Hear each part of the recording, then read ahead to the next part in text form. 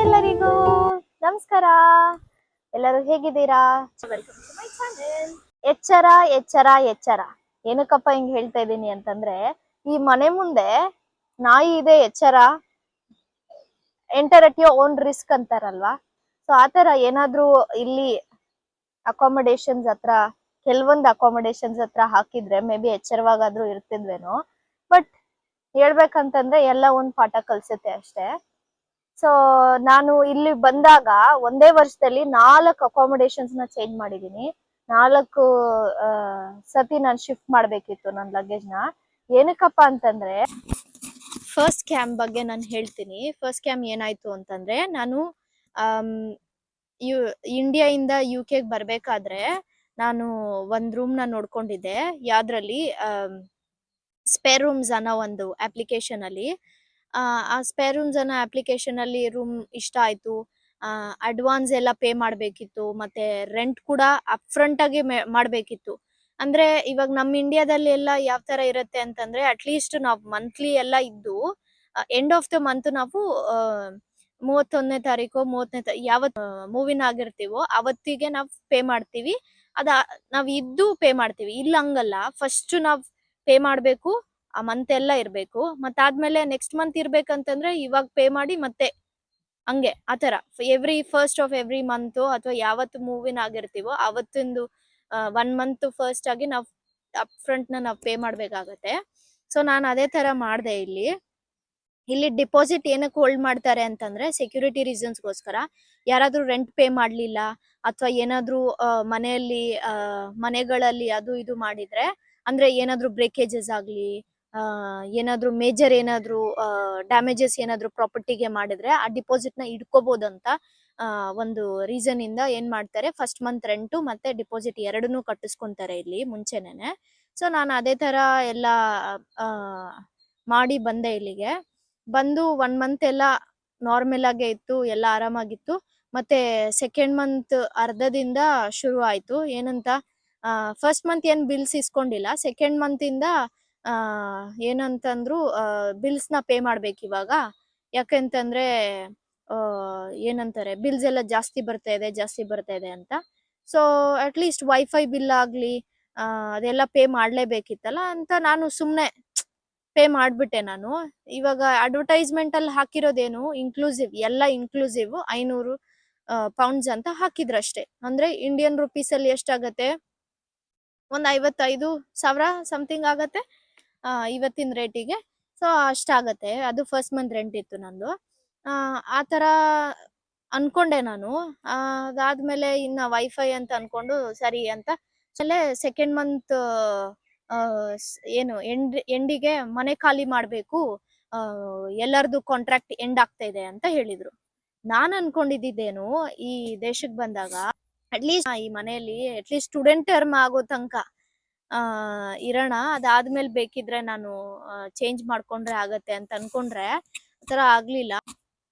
ಇಲ್ಲಿ ಏನ್ ಮಾಡ್ತಾರೆ ಅಂತಂದ್ರೆ, ಪ್ರಾಪರ್ಟಿ ಯಾವ ತರ ಇತ್ತು ಅಂತಂದ್ರೆ, ಒಂದು ಮನೇನ ಒಬ್ರ ಹೆಸರಲ್ಲೋ ಇಬ್ರ ಹೆಸರಲ್ಲೋ ತಗೊಂಡಿರ್ತಾರೆ. ಅಥವಾ ಏನಂತಾರೆ, ಇವಾಗ 4 ರೂಮ್ ಇತ್ತು ಅಂತಂದ್ರೆ 4 ಜನ ಸ್ಟೂಡೆಂಟ್ಸ್ ಸೇರಿ ಒಂದಷ್ಟು ಟರ್ಮಿಗೆ ಅವರು ಹಾಕೊಂಡಾಗ ಒಬ್ರು ಅದ್ರಿಂದ ಬಿಟ್ಟೋದ್ರುನುವೆ ಆ ಸ್ಪೇಸ್ ನ ಇನ್ನೊಬ್ರು ಬಂದು ಆಕ್ಯುಪೈ ಮಾಡ್ಬೇಕಲ್ಲ, ಅದಕ್ಕೆ ಅವರು ಪ್ರಾಪರ್ಟೀಸ್ ನ ಅಥವಾ ಒಂದು ರೂಮ್ ನ ಸ್ಪೇರ್ ರೂಮ್ಸ್ ಅಲ್ಲಿ ಹಾಕ್ತಾರೆ. ಈ ತರ ರೂಮ್ ಇದೆ, ಬಂದು ನೀವ್ ತಗೋಬಹುದು ಅಂತ. ಆ ಬ್ಯಾಕ್ ಗ್ರೌಂಡ್ ಏನಿರುತ್ತಲ್ಲ, ಸ್ಟೋರಿ, ಇವ್ರ ಕಾಂಟ್ರಾಕ್ಟ್ ಅಲ್ಲಿ ಇದಾರೆ, ಮತ್ತೆ ಈ ಕಾಂಟ್ರಾಕ್ಟ್ ಇಲ್ಲಿಗೆ ಎಂಡ್ ಆಗತ್ತೆ, ಅದ್ರ ಬಗ್ಗೆ ಏನೂ ಹೇಳಲ್ಲ. ಕೆಲವೊಂದಷ್ಟು ಜನ ಹೇಳ್ಬಿಟ್ರೆ ಇನ್ 2 ತಿಂಗಳಿಗೆ ಯಾರು ಮೂವ್ ಆಗ್ತಾರೆ. ಆತರ ನನಗಾಗಿತ್ತು. ನಾನು 2 ತಿಂಗಳಲ್ಲಿ ಮೂವ್ ಔಟ್ ಆಗ್ಬೇಕಾಗಿತ್ತು. ಏನಾಯ್ತು, ಮತ್ತೆ ಮನೆ ಸಿಗ್ಲಿಲ್ಲ. ಇನ್ನು ಹುಡುಕ್ತಾನೆ ಇದ್ದೆ, ಸ್ಟಾರ್ಟಿಂಗ್ ಅಲ್ಲಿ ಅಲ್ವಾ ಬಂದಿದ್ದು.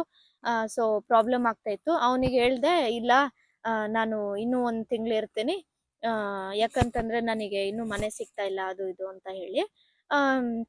ಸೊ ಆ ಮನೇಲಿ ಇನ್ನ ಬೇರೆ ಬೇರೆ ಸ್ಟೂಡೆಂಟ್ಸ್, ನಂತರನೇ ಸ್ಟೂಡೆಂಟ್ಸ್ ಇದ್ರು. 1 ವರ್ಷದಿಂದ ಅಲ್ಲಿ ಇದ್ರು ಆಲ್ರೆಡಿ. ಅವ್ರ ಅವಾಗ ವರ್ಕಿಂಗ್ ಪ್ರೊಫೆಷನಲ್ಸ್ ಆಗಿದ್ರು. ಅದ್ರದ್ದು ಬ್ಯಾಕ್ ಗ್ರೌಂಡ್ ಸ್ಟೋರಿ ನಮಗೇನ್ ಹೇಳಲ್ಲ, ಈ ತರ ಕಾಂಟ್ರಾಕ್ಟ್ ಎಲ್ಲ ಎಂಡ್ ಆಗ್ತಿದೆ ಅದು ಇದು ಅಂತ. ನಾನು ಏನೋ ಅನ್ಕೊಂಡ್ ನಾನು ಹೋದೆ. ಮತ್ತೆ 3ನೇ ತಿಂಗಳದ್ದು ರೆಂಟು ನಾನು ಹೇಳ್ದೆ, ಇಲ್ಲ ನನ್ನ ಹತ್ರ ಅದೇನ್ ಅಡ್ವಾನ್ಸ್ ಇದೆ ಅಲ್ಲ ಅದನ್ನೇ ಕಾಂಪೆನ್ಸೇಟ್ ಮಾಡಿ ಅಂತ. ಸೊ ಅಟ್ಲೀಸ್ಟ್ ನಾನು ಸೇವ್ ಮಾಡ್ಕೋಬಹುದಲ್ವಾ, ಅವನು ಹೋಗುವಾಗ ಕೊಡ್ತಾನೋ ಇಲ್ವಾ ರಿಟರ್ನ್ ಅಂತ ಭಯ ಆಗಿತ್ತು. ಸೊ ಹಂಗಾಗಿ ನಾನು ಏನ್ ಮಾಡ್ದೆ, ಆ ರೆಂಟ್ ನ ಕಾಂಪೆನ್ಸೇಟ್ ಮಾಡ್ಬಿಟ್ಟು ಸುಮ್ನೆ ಆದೆ. ಆಮೇಲೆ ಮನೆಗಳು ಹುಡ್ಕಕ್ ಸ್ಟಾರ್ಟ್ ಮಾಡ್ದೆ. ಎಂಡ್ ಆಫ್ ದಿ ಮಂತ್ ನಾನು ಮನೆ ಖಾಲಿ ಮಾಡ್ಬೇಕು ಇನ್ನೇನು ಅಂತ ಅಂದಾಗ ಅವನು ಮನೆಯೆಲ್ಲ ಡೀಪ್ ಕ್ಲೀನ್ ಮಾಡಿಸ್ಬೇಕು, ಅದ್ ಮಾಡಿಸ್ಬೇಕು, ಇದ್ ಮಾಡಿಸ್ಬೇಕು, ಪೇ ಮಾಡ್ಲೇಬೇಕು £180 £180 ಅಂತ. £180 ಅಂದ್ರೆ ನಮ್ಮ ಇಂಡಿಯನ್ ರುಪೀಸ್ ಅಲ್ಲಿ ಸುಮಾರು 20,000 ಆಗುತ್ತೆ. 20,000 ಏನು ಕಡಿಮೆ ಮನಿ ಏನಲ್ಲ. ಸೊ ಹಂಗಾಗಿ ನಾನು ಹೇಳ್ದೆ, ಇಲ್ಲ ನನಗೆ ಆ ತರ ರೂಲ್ಸ್ ಎಲ್ಲ ಪೇ ಮಾಡೋದು, ನಾನು ಬಂದು 2.5-3 ತಿಂಗಳು ಅಷ್ಟೇ ಆಗಿದ್ದು, ನಾನು ಏನಕ್ಕೆ ಪೇ ಮಾಡ್ಲಿ 180 ಅಷ್ಟು ಚಾರ್ಜಸ್. ಅವ್ರು ಇದ್ದಿದ್ದು 1-2 ವರ್ಷದಿಂದ ಅವ್ರು ಇರ್ತಾರಲ್ಲ, ಅವ್ರು ಇದ್ದಿದ್ದು ನಾವ್ ಏನಕ್ಕೆ ಪೇ ಮಾಡ್ಬೇಕಂತ ಸುಮ್ನೆ ಆಗ್ಬಿಟ್ಟೆ ನಾನು. ಈ 2 hours ಡಿಸ್ಕಷನ್ ಇದ್ರು ನನ್ನ ಹತ್ರ ಅವ್ನ್ ₹1 ಇಸ್ಕೊಳಕ್ಕೆ ಅವನು ಇದಾಗ್ಲಿಲ್ಲ. ಸ್ವಲ್ಪ ಸ್ವಲ್ಪ ಆರ್ಗ್ಯುಮೆಂಟ್ಸ್ ಆಯ್ತು, ಮೆಂಟಲಿ ಡಿಸ್ಟರ್ಬೆನ್ಸಸ್ ಎಲ್ಲ. ಸೊ ಹಂಗಾಗಿ ಬಂದೇ ಬಿಟ್ಟೆ. ಆಮೇಲೆ ನಾನು ನನ್ನ ಫ್ರೆಂಡ್, ಅಂದ್ರೆ ನನ್ನ ಕಾಲೇಜ್ ಅವಳು ಮೇಟು, ನನಗೆ ಅವಾಗವಾಗ್ಲೇ ಪರಿಚಯ ಆಗಿದ್ಲು ಅವಳು. ನಾನು ಒಂದ್ ರೂಮ್ ರೆಂಟ್ ಮಾಡೋಣ ಅಂತ ಹೇಳಿದ್ಲು. ಏನಕ್ಕಂತಂದ್ರೆ ಎಕ್ಸ್ಪೆನ್ಸಸ್ ಅಟ್ಲೀಸ್ಟ್ ಒಂಚೂರು ಕಡಿಮೆ ಆಗತ್ತೆ ಅಂತ ನಾನು ಒಪ್ಕೊಂಡೆ. ಹೋಗಿ ಒಂದ್ ರೆಂಟ್ ಮಾಡಿದ್ವಿ. ಅಲ್ಲೂ ಕೂಡ ಅದೇನೇನೆ. ಅಲ್ಲಿ ಏನಂತಂದ್ರೆ ಅದೆಲ್ಲ ಸ್ಟೂಡೆಂಟ್ ಪ್ರಾಪರ್ಟೀಸ್ ಆಗಿರೋದ್ರಿಂದ ಒಬ್ಬೊಬ್ರೇ ಇರ್ಬೇಕು ರೂಮಲ್ಲಿ. ಆದ್ರೆ ಅಲ್ಲಿನ ಸಿಚುವೇಶನ್ಸ್ ಬಾಕಿ ಮನೆಯಲ್ಲಿ ಹೆಂಗಿತ್ತೋ ನನ್ ಪ್ರೀವಿಯಸ್ ಮನೆಯಲ್ಲಿ ಅದೇ ತರ ಇತ್ತು. ಏನಂತಂದ್ರೆ ಇಡೀ ಮನೇನ ಸ್ಟೂಡೆಂಟ್ ಲಿವಿಂಗ್ ನ 4-5 ರೂಮ್ಸ್ 5 ರೂಮ್ಸ್ ಇತ್ತು. 5 ರೂಮ್ಗಳಲ್ಲಿ ಒಬ್ಬೊಬ್ರು ಇರ್ಬೇಕಿತ್ತು. ಸೊ ಅದೇನಾಗಿತ್ತು, ಸ್ಟೂಡೆಂಟ್ಸ್ ಎಲ್ಲ ಇಬ್ಬಿಬ್ರು ಇದಾರೆ, ಅವ್ರ ಪಾರ್ಟ್ನರ್ಸ್ ಆ ತರ. ಮತ್ತೆ ಅವ್ರ ರೂಮ್ ಏನಿದೆ ಅಲ್ಲ, ಅವ್ರ ರೂಮ್ ನ ನಮಗ್ ಕೊಟ್ಟಿದ್ರು, ಅಂದ್ರೆ ಅವ್ರಿಗೆ ಎಕ್ಸ್ಟ್ರಾ ದುಡ್ಡು ಮಾಡ್ಕೊಳಕ್ಕೆ. ಅರ್ಥ ಆಯ್ತಾ? ಸೊ ಆತರ ನಮಗೆ ಮತ್ತೆ ಒಂದ್ ಸ್ಕ್ಯಾಮು. ಏನು, ಅವರು ಅನ್ಪೇಡ್ ಬಿಲ್ಸ್ ಎಲ್ಲ ಇಟ್ಕೊಂಡಿದ್ರು. ಎಷ್ಟೊಂದು ಗಳಿಂದ ಎಷ್ಟೊಂದು ಅನ್ಪೇಡ್ ಬಿಲ್ಸ್ ಇಟ್ಕೊಂಡಿದ್ರು. ಆ ಬಿಲ್ಸ್ ನೆಲ್ಲ ನಮ್ಮೇಲೆ ಲೆವಿ ಮಾಡಕ್ ಸ್ಟಾರ್ಟ್ ಮಾಡಿದ್ರು. ಹೋಗಿದ್ದ 2ನೇ ತಿಂಗಳಲ್ಲಿ ಈ ತರ ಬಿಲ್ಸ್ ಪೇ ಮಾಡ್ಬೇಕು ಅದು ಇದು ಅಂತ. ಸೊ ಆಲ್ರೆಡಿ ನಾವ್ 700 ಪೇ ಮಾಡ್ತಾ ಇದ್ವಿ ಆ ರೂಮಿಗೆ. £700 ಅಂತಂದ್ರೆ ನಿಯರ್ಲಿ 75,000 rupees ನಾ ಪೇ ಮಾಡ್ತಾ ಇದ್ವಿ. ನಾನು 700 ಅಲ್ಲಿ ನಾನ್ 350, ಅವಳು 350. ಸೊ ಪೇ ಮಾಡ್ತಾ ಇದ್ವಿ. ಅದ್ರದ್ದು ಅಬವ್ ಮೇಲೆ ಇದು ಏನು ಬಿಲ್ಸ್, ಎಕ್ಸ್ಟ್ರಾ ಬಿಲ್ಸ್. ಸೊ ಈ ತರ ಆಗ್ತಾ ಇತ್ತು. ಅವ್ರು ಅನ್ಪೇಡ್ ಬಿಲ್ಸ್ ಇಟ್ಕೊಂಡು ನಮ್ಮೇಲೆ ಹಾಕ್ತಾ ಇದ್ರು. ನಾವ್ ಏನ್ ಮಾಡೋದು ಅಂತ ಹೇಳಿ ಕೆಲವೊಂದು ಪೇ ಮಾಡಿದ್ದು. ಕೆಲವೊಂದು ನಾವ್ ಆರ್ಗ್ಯೂ ಮಾಡ್ಕೊಂಡು, ನಾನೇ ಫಸ್ಟ್ ಆಫ್ ಆಲ್ ಆರ್ಗ್ಯೂ ಮಾಡ್ತಾ ಇದ್ದಿದ್ದು. ಯಾಕಂತಂದ್ರೆ ನನಗೆ ಲೆಜಿಟ್ ಆಗಿದ್ರೆ ಪೇ ಮಾಡಕ್ ಇಷ್ಟ ಇಲ್ಲ. ಅಂತಂದ್ರೆ ನಮಗ್ ಮೋಸ ಮಾಡ್ತಾ ಇದಾರೆ ಅಂತ ಗೊತ್ತಾಗಿ ನಾವ್ ದುಡ್ಡು ಏನಕ್ಕೆ ಕೊಡ್ಬೇಕು ಅಂತವ್ರಿಗೆ? ಆ ಕಡೆ ಕೆಲ್ಸ ಮಾಡಿ ದುಡ್ಕೊಂಡ್ರು ಬರತ್ತೆ ಅಲ್ಲ, £30-40 ಬಿಲ್ಸ್ ಎಕ್ಸ್ಟ್ರಾ ಏನ್ ಇಸ್ಕೊಂತಾ ಇದಾರೋ ಅದನ್ನ ದುಡ್ದೇ ತಿಂದ್ರೆ ಆಗತ್ತಲ್ಲ. ಈ ತರದ್ದು ಎಲ್ಲ ಎಂದಕ್ ಮಾಡ್ಬೇಕು? ಅವರು ಸ್ಟೂಡೆಂಟ್ಸ್ ಇಂದ ಪ್ರೊಫೆಷನಲ್ಸ್ ಆಗಿದ್ದಾರೆ. ಸೊ ಕೆಲವೊಬ್ರು ಕೆಲ್ಸನೇ ಮಾಡ್ತಾ ಇರ್ಲಿಲ್ಲ, ಅದಕ್ಕೆ ಈ ತರ ಸ್ಕ್ಯಾಮ್ ಗಳಲ್ಲೆಲ್ಲ ಅವರು ಭಾಗಿಯಾಗ್ತಾ ಇದ್ರು. ಮತ್ತೆ ಅದಾದ್ಮೇಲೆ ಏನು, ಮನೆಗಳಲ್ಲೂ ಅಷ್ಟೇ ತುಂಬಾ ಗಲೀಜ್ ಇರ್ತಿದ್ರು. ಎಲ್ಲಾ ಕ್ಲೀನ್ ಮಾಡ್ಬೇಕಿತ್ತು.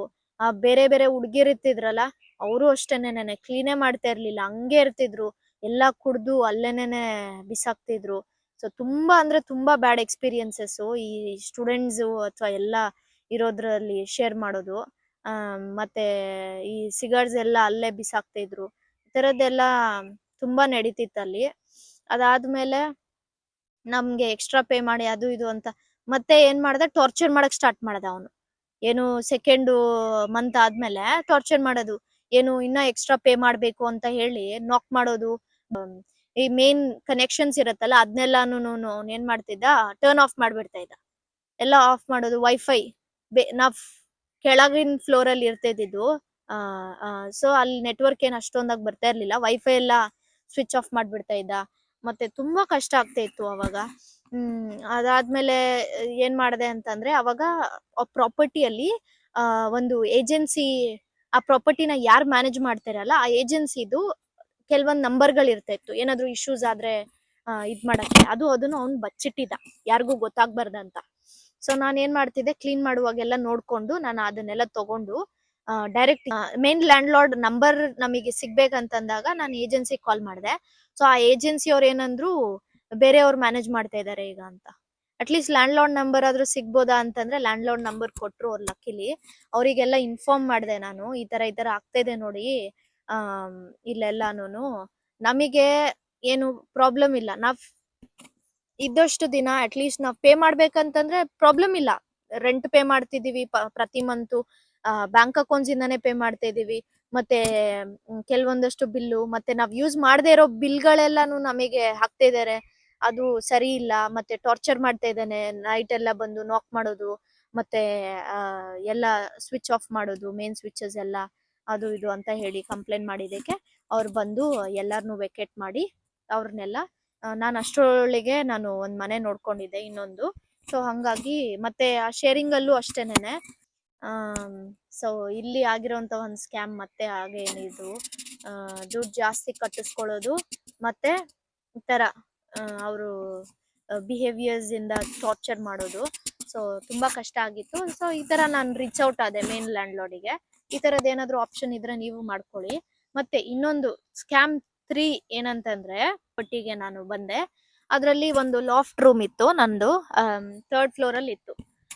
3rd ಫ್ಲೋರ್ ಅಲ್ಲಿ ಚೆನ್ನಾಗೇ ಇತ್ತು. 6 ಮಂತ್ಸ್ ಅಲ್ಲಿ ಇದ್ದೆ ಅಂತಂದ್ರೆ, ಬಟ್ ಲ್ಯಾಂಡ್ ಲಾರ್ಡ್ ಅಗೇನ್ ಅವ್ರ ಫ್ಯಾಮಿಲಿ ಇದ್ದಿದ್ದು, ಅವ್ರು ಬಂದು ಹೇಳ ಕಂಟ್ರಿ ಬೇಡ, ಬಟ್ ಲ್ಯಾಂಡ್ ಲಾರ್ಡು ಮತ್ತೆ ಅವ್ರ ಮಕ್ಳು ಮತ್ತೆ ಹೆಂಡತಿ ಎಲ್ಲಾನು. ಮತ್ತೆ ನನಗೆ ಒಂದ್ ರೂಮ್ ಕೊಟ್ಟಿದ್ರು ಮೇಲ್ಗಡೆ ಅಷ್ಟೇ. ಸೊ ಆ ರೂಮಲ್ಲಿ ನಾನು ಇರ್ತಿದ್ದೆ. ಆ ರೂಮಲ್ಲಿ ಏನಂತಂದ್ರೆ ಕಷ್ಟ ಆಗ್ತಿತ್ತು, 3 ಫ್ಲೋರ್ಸ್ ಹತ್ತಿ ಇಳಿಯೋದು, ಮತ್ತೆ ಊಟ ಎಲ್ಲ ಮಾಡ್ಬೇಕಂತಂದ್ರೆ ಅಲ್ಲಿಂದ ಕೆಳಗೆ ಇಳಿಬೇಕಿತ್ತು, ಅಡ್ಗೆ ಮಾಡ್ಬೇಕಿತ್ತು. ಅಡ್ಗೆ ಮಾಡಿ ಏನಾದ್ರು ಚಲ್ಲಿದ್ರೆ ಆ ಯಮ್ಮನ್ ಮಕ್ಕನೇ ನೋಡಕ್ ಆಗ್ತಾ ಇರ್ಲಿಲ್ಲ. ಒಂಥರಾ ಮಾಡ್ಕೊಬಿಡ್ತಿದ್ರು. ಇದು ಗಲೀಜಾಗಿದೆ, ಅದು ಗಲೀಜಾಗಿದೆ, ಅದು ಇದು ಅಂತ ಹೇಳಿ. ಸೊ ಎಲ್ಲದಕ್ಕೂ ರೆಸ್ಟ್ರಿಕ್ಟ್ ಮಾಡ್ತಾ ಇರೋರು. ಈ ತರ ವಾಷಿಂಗ್ ಮಷೀನ್ ಇಷ್ಟೇ ಹಾಕ್ಬೇಕು, ಅದು ಹಾಕ್ಬೇಕು, ಇದು ಎಲ್ಲದ್ರಲ್ಲೂ ರೆಸ್ಟ್ರಿಕ್ಷನ್ಸ್ ಇರ್ತಾ ಇತ್ತು. ಬಟ್ ಆದ್ರೂ ನಾನು ಎಲ್ಲದಕ್ಕೂ ಒಂದ್ ಸ್ವಲ್ಪ ಅಡ್ಜಸ್ಟ್ ಮಾಡ್ಕೊಂತ ಇದ್ದೆ. ಯಾಕಂತಂದ್ರೆ ನಾವ್ ನಮ್ ದೇಶ ಬಿಟ್ಟು ಬೇರೆ ದೇಶಕ್ಕೆ ಬಂದಿದೀವಿ, ಅಟ್ಲೀಸ್ಟ್ ಒಂದ್ ಸ್ವಲ್ಪ ಏನು ಅಡ್ಜಸ್ಟ್ ಆಗೋ, ಈ ಎನ್ವಿರಾನ್ಮೆಂಟ್ ಗೆ ಅಡ್ಜಸ್ಟ್ ಆಗೋ ತನಕ ಅಟ್ಲೀಸ್ಟ್ ಇರೋಣ ಅಂತ. ಅದಾದ್ಮೇಲೆ ಲ್ಯಾಂಡ್ ಲಾರ್ಡ್ ಅವಾಗ ದುಡ್ಡು ಕೇಳಕ್ ಸ್ಟಾರ್ಟ್ ಮಾಡ್ದ. ಏನಕ್ಕಂತಂದ್ರೆ ಕೆಲಸ ಮಾಡ್ತಾ ಇರ್ಲಿಲ್ವೇನೋ, ಅವಾಗ ದುಡ್ಡಿನ ಪ್ರೆಷರ್ ಜಾಸ್ತಿ ಆಗ್ತಾ ಇತ್ತು. ಎಂಡ್ ಆಫ್ ದಿ ಮಂತ್ ಅಥವಾ ಸ್ಟಾರ್ಟ್ ಆಫ್ ದಿ ಮಂತ್ ಇಸ್ಕೊಂತಾ ಇರ್ಲಿಲ್ಲ, ಅವಾಗ ದುಡ್ಡು ಅಂತ. ಸೊ ಅದು ಕಷ್ಟ ಆಗ್ತಾ ಇತ್ತು. ಮತ್ತೆ ನನಗೆ ಕೆಲ್ಸಕ್ಕೆ ಒಂದ್ ಸ್ವಲ್ಪ ದೂರ ಆಗ್ತಾ ಇತ್ತು. ನಾನ್ ಮೋಟ್ ಆಗ್ಬೇಕು ಅಂತ ಅನ್ಕೊಂಡಾಗ ಏನ್ ಮಾಡ್ದ ಅವನು, ನಾನು ನೋಟಿಸ್ ಕೊಟ್ಟಿದ್ದೆ, 1 ಮಂತ್ ನೋಟಿಸ್, ನಾನು ಇಲ್ಲಿ ಹೋಗ್ತಾ ಇದೀನಿ ಅಂತ. ಅವಾಗ ಏನಾಯ್ತು ಅಂತಂದ್ರೆ ನನ್ ಪಾರ್ಸೆಲ್ಸ್ನೆಲ್ಲ ರಿಜೆಕ್ಟ್ ಮಾಡೋದು, ನಾನು ಇಲ್ದೇ ಇರುವಾಗ, ಅದು ಬರ್ದೇ ಇರಂಗೆ, ಮತ್ತೆ ಇನ್ನು ಬೇರೆ ಅಲಿಗೇಷನ್ಸ್ ನನ್ ಮೇಲೆ ಹಾಕೋದು. ಮತ್ತೆ ಇದು ಕಾರ್ಪೆಟ್ ಎಲ್ಲ ಗಲೀಜಾಗಿದೆ, ಫುಲ್ ಎಲ್ಲ ಇದು ಗಲೀಜಾಗಿದೆ, ಇದಕ್ಕೆ ನೀನೇ ಕಾರಣ, ಅದು ಇದು ಬ್ರೇಕೇಜ್ ಆಗಿದೆ, ಏನು ಕಿಚನ್ ಅಲ್ಲಿ ಅಂತ. ನಾನ್ ಕಿಚನ್ ಅಲ್ಲಿ ಹಾರ್ಡ್ಲಿ ಹೋಗ್ತಾ ಇದ್ದೆ, ಯಾಕಂದ್ರೆ ಗೊತ್ತಲ್ವಾ, ಅಟ್ಲೀಸ್ಟ್ 1-2 ದಿವಸಕ್ಕೋ 3 ದಿವಸಕ್ಕೋ ಟೈಮ್ಸ್ ಅಡಿಗೆನೆ ಮಾಡ್ಕೊಂತಾ ಇರ್ಲಿಲ್ಲ, ಹಂಗೆ ಬಿಡ್ತಾ ಇದ್ವು. ಯಾಕಂತಂದ್ರೆ ನಾವ್ ಅಲ್ಲಿಂದ ಮೇಲಿಂದ ಎಲ್ಲಾ ಎತ್ಕೊಂಡ್, ಇಷ್ಟು ಜಾಗ ಕೊಟ್ಟಿದ್ಲು ಕಿಚನ್ ಅಲ್ಲಿ ನನಗೆ ಎಲ್ಲಾ ಸಾಮಾನ್ಗಳನ್ನ ಇಟ್ಕೊಳಕ್ಕೆ. ಸೊ ಇದೆಲ್ಲ ನೋಡಿ ನಾನು ಏನಂತಿಲ್ಲ, ಶೇರ್ ಮಾಡ್ಕೊಳ್ಳೇಬೇಕು ಅಥವಾ ಎಲ್ಲ ಅಡ್ಜಸ್ಟ್ ಮಾಡ್ಕೊಳ್ಳೇಬೇಕಂತ ಎಷ್ಟು ನೋಡಿದ್ರುನು ಆಗ್ತಾ ಇರ್ಲಿಲ್ಲ. ಮತ್ತೆ ಅದೇ ನಾನು ಹೇಳಿದ್ನಲ್ಲ, ಅಲಿಗೇಷನ್ಸ್ ಈ ತರ ಹಾಕ್ದ ಅಂತ. ಸೊ ನಾನು ಅದೆಲ್ಲ ತಪ್ಪಿರ್ತಿತ್ತು, ಅದೆಲ್ಲ ತಪ್ಪು. ನನ್ನ ಪಾರ್ಸೆಲ್ಸ್ ಎಲ್ಲ ರಿಜೆಕ್ಟ್ ಮಾಡ್ತಾ ಇದ್ದ, ನನ್ನ ಸೈಕಲ್ ಎಲ್ಲ ಪಂಚರ್ ಮಾಡೋದು ಎಲ್ಲ ಮಾಡ್ತಾ ಇದ್ದ, ಅಂದ್ರೆ ಗಾಳಿ ಏನಾದ್ರು ಚುಚ್ ಬಿಡೋದು ಅದೆಲ್ಲಾನು. ಸೊ ನನಗೆ ತುಂಬಾ ಬೇಜಾರ್ ಅನ್ಸ್ಬಿಡತ್ತೆ, ಏನಪ್ಪಾ ಈ ತರ ಮೋಸ ಮಾಡ್ತಾರ ಇವರೆಲ್ಲ ಅಂತ. ನಾನ್ ಏನ್ ಮಾಡ್ದೆ, ಲೋಕಲ್ ಕೌನ್ಸಿಲ್ ಇರತ್ತೆ, ಇವಾಗ ನಾವ್ ಯಾವ ಏರಿಯಾದಲ್ಲಿ ಇರ್ತೀವಲ್ಲ ಅದೆಲ್ಲ ಲೋಕಲ್ ಕೌನ್ಸಿಲ್ಗೆ ಸೇರಿರತ್ತೆ. ಏನೇ ಇಶ್ಯೂಸ್ ಆಗ್ಲಿ, ಸೊ ಆ ಲೋಕಲ್ ಕೌನ್ಸಿಲ್ಗೆ ನಾನು ರೀಚ್ ಔಟ್ ಆದೆ. ಆಂಟಿ ಸೋಷಿಯಲ್ ಬಿಹೇವಿಯರ್ಸ್ ಅಂತ ಹೇಳಿ ಒಂದು ಕಂಪ್ಲೇಂಟ್ ನ ರೇಸ್ ಮಾಡಿದೆ. ಈ ತರ ಎಲ್ಲ ಆಗ್ತಾ ಇದೆ ಇಲ್ಲಿ, ನನಗೆ ಏನಂತಾರೆ ಮನೆಯಿಂದ ಹೊರಗೆ ಹೋಗಕ್ಕೆ ಬಿಡ್ತಾ ಇಲ್ಲ, ಪ್ಲಸ್ ನಾನು ಡಿಪಾಸಿಟ್ ರಿಟರ್ನ್ ಬ್ಯಾಕ್ ಮಾಡ್ತಾ ಇಲ್ಲ, ಅದು ಮೇನ್. ನಾನು ಸ್ಟೂಡೆಂಟ್ ಇಲ್ಲಿ, ನಾನು ಓದಕ್ ಬಂದಿದ್ದೆ. ಸ್ಕ್ಯಾಮ್ಗಳಲ್ಲೆಲ್ಲ ನಾನು ಇದ್ದು ದುಡ್ಡನ್ನೆಲ್ಲ ಕಳ್ಕೊಳಕ್ಕಲ್ಲ ನಾನು ಬಂದಿರೋದು ಇಲ್ಲಿಗೆ ಅಂತ ಹೇಳಿ ಫುಲ್ ಕಂಪ್ಲೇಂಟ್ಸ್ ನ ಮತ್ತೆ ಯಾವ್ಯಾವ ಗ್ರೌಂಡ್ಸ್ ಮೇಲೆ ಅವನು ಕಾರ್ಪೆಟ್ ಇದಾಗಿದೆ, ನಾನು ಇದು ಕಟ್ ಮಾಡ್ತೀನಿ, ಅದು ಕಟ್ ಮಾಡ್ತೀನಿ, ಮತ್ತೆ ಇದು ಏನಂತಾರೆ ಕಿಚನ್ ಅಲ್ಲಿ ಏನೋ ಆಗಿರೋದಕ್ಕೆ ನಾನೇ ಕಾರಣ ಅಂತ ಹೇಳ್ತಾನೆ ಅಂತ ಎಲ್ಲ ಕಂಪ್ಲೇಂಟ್ಸ್ ನ ರೇಸ್ ಮಾಡಿದೆ. ಅವಾಗ ಅವರು ಕಾಲ್ ಮಾಡಿ ಲ್ಯಾಂಡ್ ಲಾರ್ಡಿಗೆ ತುಂಬಾನೇ ಅಂದ್ರು ದಟ್ ನಿನ್ಗೆ ಯಾವ ಒಂದು ರೈಟ್ಸು ಇಲ್ಲ ಡಿಪಾಸಿಟ್ ನ ಹೋಲ್ಡ್ ಮಾಡಕ್ಕೆ, ಫಸ್ಟ್ ಕೊಡು, ಇಲ್ಲ ಅಂತಂದ್ರೆ ನಾವ್ ಇನ್ನು ಆಕ್ಷನ್ಸ್ ತಗೋಬೇಕಾಗತ್ತೆ ಅಂತ. ಸೊ ಅದೊಂದು ಪ್ಲಸ್ ಪಾಯಿಂಟ್ ಆಯ್ತು. ಅದಾದ್ಮೇಲೆ ಅವನು ಡಿಪಾಸಿಟ್, ಅವ್ರ ಹೆಂಡ್ತಿನೂ ಚೆನ್ನಾಗ್ ಬೈದ್ರು ಅವನಿಗೆ, ಯಾಕಂತಂದ್ರೆ ಅವ್ನ್ ಇದೇ ಕೆಲ್ಸ ಅಂತೆ, ಯಾರಾದ್ರೂ ಬರೋದು, ನನಗಿಂತ ಪ್ರೀವಿಯಸ್ ಆಗಿ ಒಬ್ಬ ಟೆನೆಂಟ್ ಇದ್ದ, ಅವನ್ ಬಂದು ಪಾಕಿಸ್ತಾನಿಂದ, ಅವನಿಗೆ ಹಂಗೆ ಮಾಡಿದ್ರಂತೆ, ಎಲ್ಲ ಡಿಪಾಸಿಟ್ ನ ಹೋಲ್ಡ್ ಮಾಡೋದು ಎಲ್ಲಾನು. ಸೊ ನನಗೆ ಅದೇ ತರ ಟ್ರೈ ಮಾಡಿದ್ರು, ಬಟ್ ಆಗ್ಲಿಲ್ಲ. ಯಾಕಂತಂದ್ರೆ ಇಂಥವ್ರಿಗೆಲ್ಲ ನಾವು ದುಡ್ಡು ಕೊಟ್ಟು ಮೋಸ ಹೋಗ್ಬೇಕಾ? ಬೆನಿಫಿಟ್ಸ್ ಮೇಲೆ ತಿಂತಿರೋರಿಗೆ ನಾವ್ ಕಷ್ಟಪಟ್ಟು ನಾವ್ ದುಡ್ಕೊಂಡು ತಿನ್ಕೊಂಡು ಅಥವಾ ಓದ್ಕೊಂಡು ಇಷ್ಟೆಲ್ಲ ಕಷ್ಟವಿದ್ರು ಈ ತರದವ್ರಿಗೆ ಏನಕ್ಕೆ ಕೊಡ್ಬೇಕಂತ ಹೇಳಿ ಈ ತರದ್ ಒಂದು ಆಕ್ಷನ್ ತಗೊಂಡಿದ್ದೆ ಅಷ್ಟೇ. ಸೊ ನಾನು ಕೊನೆದಾಗಿ ಏನೇ ಹೇಳಕ್ ಇಷ್ಟಪಡ್ತೀನಿ ಅಂತಂದ್ರೆ, ಕೈಂಡ್ ಆಗಿ ಎಷ್ಟು ತನಕ ಇರ್ಬೇಕು ಅಷ್ಟು ತನಕ ಇರ್ಬೇಕು. ಕ್ರಾಸ್ ಆಗ್ತಾ ಇದೆ ಅಂತ ಅಂದಾಗ ನೀವು ಆಕ್ಷನ್ಸ್ ನ ತಗೋಬೇಕಾಗತ್ತೆ. ಯಾಕಂತಂದ್ರೆ ಇವಾಗ ಈ ತರದ್ ಸ್ಕ್ಯಾಮ್ಸ್ ಅದು ಇದು ಅದ್ರಲ್ಲೆಲ್ಲ ದುಡ್ಡು ಹೋಗೋದು ಕಡಿಮೆ ದುಡ್ಡಲ್ಲ, ನಮ್ ಇಂಡಿಯನ್ ರುಪೀಸ್ ಅಲ್ಲಿ ಥೌಸಂಡ್ಸ್ ಆಫ್ ಮನಿನ ನಾವು ಲೂಸ್ ಆಗ್ತೀವಿ. ಅದು ಬೇಡವೇ ಬೇಡ. ಅಥವಾ ನಮ್ಮ ಅಪ್ಪ ಅಮ್ಮನ್ಗೆ ಖರ್ಚು ಮಾಡ್ತಾ ಇದೀವ, ಅಥವಾ ಯಾರಾದ್ರೂ ನಮ್ಮ ಫ್ಯಾಮಿಲೀಸ್ಗೆ ಯಾರಾದ್ರೂ ಕಷ್ಟದಲ್ಲಿ ಇದೆ ಅಂತವ್ರಿಗಾದ್ರೂ ನಾವ್ ದುಡ್ಡನ್ನ ಸ್ಪೆಂಡ್ ಮಾಡಿದ್ರೆ ಅಟ್ಲೀಸ್ಟ್ ವರ್ತ್ ಇರತ್ತೆ ಅದಕ್ಕೆ ಮನಿಗೆ. ಇಂಥವ್ರಿಗೆಲ್ಲ ನೀವು ಅಲೋನೆ ಮಾಡ್ಬೇಡಿ. ಇಲ್ಲಿನ ಲೋಕಲ್ ಗವರ್ನಮೆಂಟ್ಸ್ ಏನಿರತ್ತೆ ಅಲ್ಲ, ಅವ್ರು ತುಂಬಾ ಸಪೋರ್ಟ್ ಮಾಡ್ತಾರೆ. ನಾವ್ ರೀಚ್ ಔಟ್ ಆದ್ರೆ ನಮಗೆ ಈ ತರ ಎಫೆಕ್ಟ್ ಆಗ್ತಿದೆ ಇದರಿಂದ ಅಂತ ಇನ್ನೂ ಎಕ್ಸ್ಪ್ಲೈನ್ ಮಾಡಿದ್ರೆ ಇನ್ನೂ ತುಂಬಾ ಚೆನ್ನಾಗಿ ನಮಗೆ ಅವರು ರೆಸ್ಪಾಂಡ್ ಮಾಡ್ತಾರೆ. ಸೊ ಹೆಲ್ಪ್ಲೆಸ್ ಅಂತೂ ಅನ್ಕೋಬೇಡಿ. ಇಲ್ಲ ಬೇರೆಯವ್ರಿಗೆ ರೀಚ್ ಔಟ್ ಆಗಿ ಅಥವಾ ಯಾರತ್ರ ಫ್ರೆಂಡ್ಸ್ ಹತ್ರ ಶೇರ್ ಮಾಡಿ, ಏನಾದ್ರು ಇದಿತ್ತು ಅಂತಂದ್ರೆ ಹೇಳ್ಕೊಡ್ತಾರೆ. ಮತ್ತೆ ಇವಾಗ ನನ್ ಫ್ರೆಂಡ್ಸ್ ಅಷ್ಟೇ, ಇಲ್ಲಿ ಇದ್ದವ್ರು ಎಲ್ಲಾನು ಹೇಳ್ತಾ ಇರೋ ಸಿಚುವೇಶನ್ಸ್ ನಾನು ಗೈಡ್ ಮಾಡ್ತಿದ್ದೆ, ಈ ತರ ಮಾಡಿ ಆ ತರ ಮಾಡಿ ಅಂತ. ಸೊ ಅವ್ರ ಮನಿ ಡಿಪಾಸಿಟ್ಸ್ ಎಲ್ಲ ವಾಪಸ್ ಕೊಟ್ಟಿದ್ದಾರೆ ಎಷ್ಟೊಂದು ಲ್ಯಾಂಡ್ ಲಾರ್ಡ್ಸ್. ಸೊ ಈ ತರ ಎಲ್ಲ ಸಿಚುವೇಶನ್ಸ್ ಆದಾಗ ಯಾರತ್ತಾದ್ರೂ ಹೇಳ್ಕೊಳ್ಳಿ, ಇಲ್ಲ ಅಂತಂದ್ರೆ ಲೋಕಲ್ ಗವರ್ನಮೆಂಟಿಗೆ ಹೋಗಿ ಸಪೋರ್ಟ್ ನ ತಗೊಳ್ಳಿ. ಅದ್ ಮಾತ್ರ ಬಿಟ್ಟು ದುಡ್ಡನ್ನ ಕೊಟ್ಟು ಬಿಟ್ಟು ಮೋಸ ಹೋಗ್ಬೇಡಿ. ಆ ದುಡ್ಡನ್ನ ರೈಟ್ ಪರ್ಸನ್ ರೈಟ್ ರೀಸನಿಗೋಸ್ಕರ ಕೊಟ್ರೆ then money has its value, otherwise no. ಅಷ್ಟೇ ಹೇಳಕ್ ಇಷ್ಟಪಡ್ತೀನಿ. ಹೋಪ್ಫುಲಿ ಇದು ಇನ್ಫಾರ್ಮೇಟಿವ್ ಆಗಿತ್ತು. ಮತ್ತೆ ಇದರಿಂದ ಏನಾದ್ರೂ ಒಂದಷ್ಟು ನಾವು ಪಾಠ ಕಲ್ತಿದೀವಿ. ಅಟ್ಲೀಸ್ಟ್ ಬೇರೆಯವ್ರು ಏನಾದ್ರು ಇದೇ ಸಿಚುವೇಶನ್ ಅಲ್ಲಿ ಇತ್ತು ಅಂತಂದ್ರೆ ಒಂದು ಅಡ್ವೈಸ್ ಅಂತ ತಿಳ್ಕೊಳ್ಳಿ. ನಿಮ್ಗೇನಾದ್ರೂ ಆತರ ಏನಾದ್ರು ಇಶ್ಯೂಸ್ ಏನಾದ್ರು ಇತ್ತು ಅಂತಂದ್ರೆ ಕಾಮೆಂಟ್ ಸೆಕ್ಷನ್ ಅಲ್ಲಿ ಹಾಕಿ, ಇಲ್ಲಾಂದ್ರೆ ನನ್ನ ಇಮೇಲ್ಗೆ ರೀಚ್ ಔಟ್ ಆಗಿ ಹೆಲ್ಪ್ ಮಾಡಕ್ಕೆ ಯಾವಾಗ್ಲೂ ಸಿದ್ಧ. Thank you very much. Keep watching.